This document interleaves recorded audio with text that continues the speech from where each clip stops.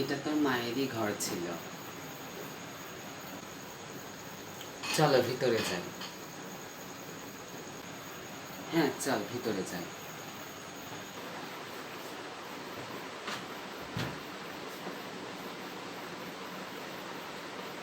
তুই তাহলে এই ঘরটাতে ঘুমা, আমি পাশের ঘরে ঘুমাবো।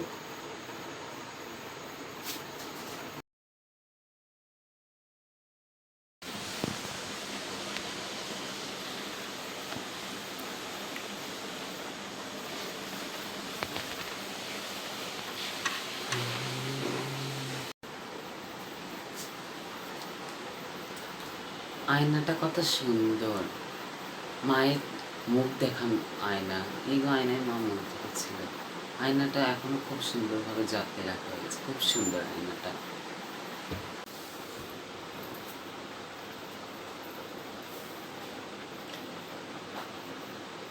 কি হলো? আয়নায় আমি দাঁড়িয়ে আছি, কিন্তু আয়নায় আমি নেই। মানে আমি তো আয়নার সামনেই দাঁড়িয়ে রয়েছি।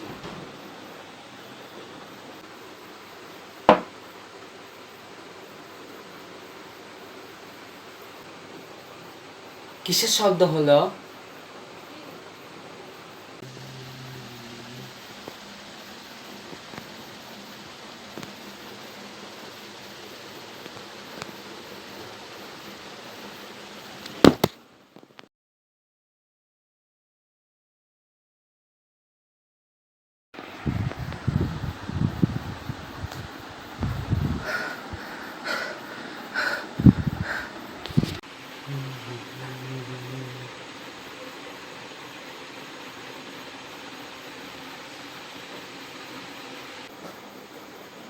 এই আয়নাতে কি এমন রয়েছে?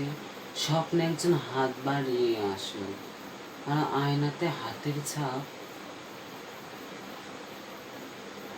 এই ছাপটা বাইরে থেকে না, ভিতর থেকে।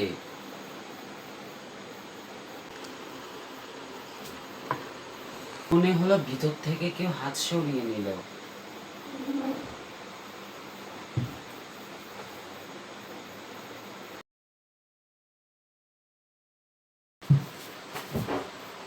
মায়ের পুরনো আলমারিতে এই ডায়েরিটা পেয়েছি। এটা হয়তো মায়ের কবিতা লেখা থাকবে। হয়তো শুনেছি আমি অনেক অনেক কবিতা লেখে। দেখি কি কি রয়েছে।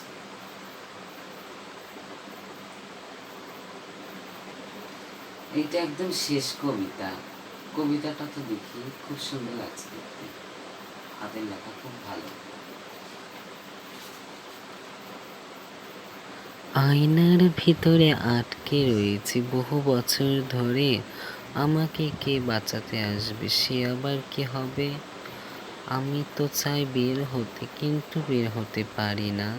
এই আয়নায় কি মুক্তি মিলবে সেটা আমি জানি না। তার মানে না সত্যি